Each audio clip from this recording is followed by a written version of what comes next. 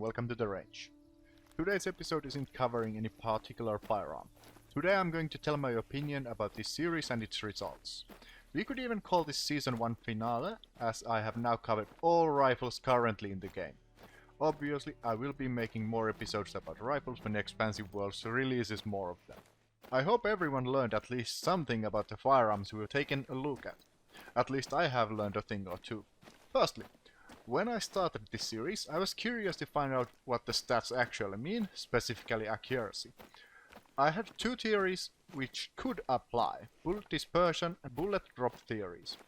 During testing and recording my clips on the range, I have used all possible weapon perk points, but according to their descriptions, they should not have effect on rifle accuracy at all.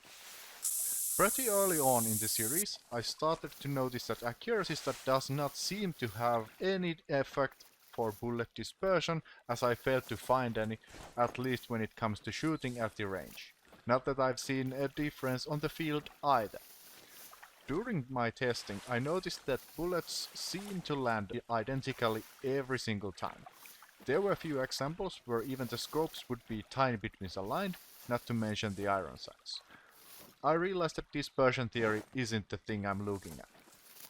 This led me to concentrate on bullet drop theory. I tried to find logic where accuracy would translate to bullet trajectories, as lower accuracy would increase bullet drop, but this logic doesn't seem to be correct either. For example, Virant 22 long rifle has accuracy of 100, yet bullet drop is heavy due to slow muzzle speed. 300 Canning Magnum has accuracy of 80, yet it has outstandingly low bullet drop. Not to mention 338 Rangemaster with accuracy of 33 has greatly increased bullet drop compared to 300. I'm not going to dive into real-life ballistics as I have not studied them enough to make educated statements. But in my eyes, there is no logic in bullet drop theory either. Or maybe I have missed the logic entirely, but I'm gonna go with my view. If someone knows better, let me know down in the comments below. According to my testing, I think every rifle should be listed as accuracy 100, or entirely remove the accuracy stat. Or maybe going extra radical and add real bullet dispersion to each rifle. This would probably make a lot of people mad though, so I'm not actually supporting this idea. In my eyes, it would make more sense to base the accuracy stat around bullet drop. Somehow. Not going to be an easy task to determine the values for different rifles, as their ballistics are vastly different to each other.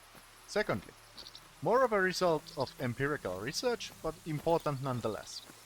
Even if your weapon of choice would allow you to fire at distance with default zeroing range, it may not be a good idea.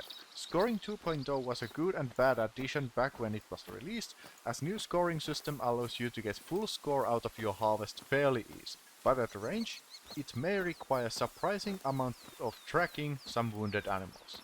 Of course, this is if you're going for the weakest allowed weapons. This is where your ammunition of choice comes to play in a far more significant role.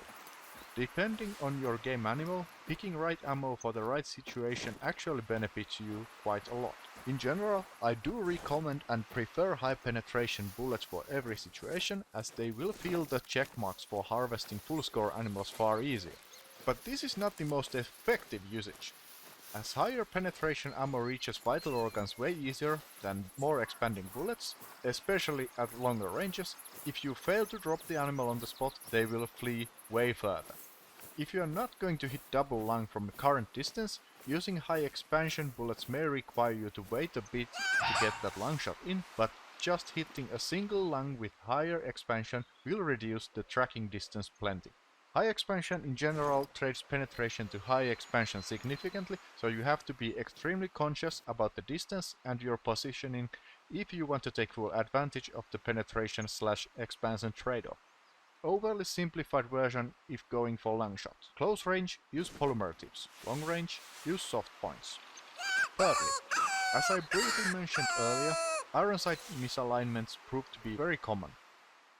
By any means, this is not a huge issue, as I believe Ironside hunting is unusual, except for close range, high speed situations, where those minor misalignments should not be an issue.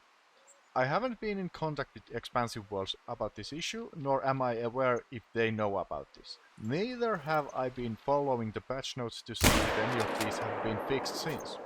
Currently, I think Expansive Worlds have way more important issues to tackle than minor site misalignments, which are most likely to pass by unnoticed by the vast majority of the player base. Wrapping things up, it has been a journey to go through these episodes. I have made some plans ahead and done some experimenting to continue creating this kind of content.